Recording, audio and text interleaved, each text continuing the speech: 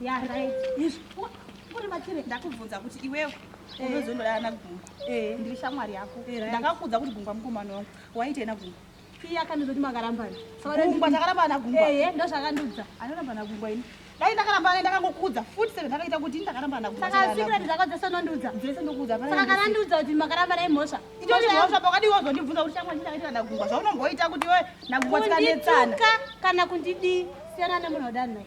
Kusiyana nakandiudza kuti wewe hausina radzirwa nenzi mira ndikuudzako akatanga ndini kana kuzoti akarambana akakunyepera akatokunyepera naso unomubvunzisisa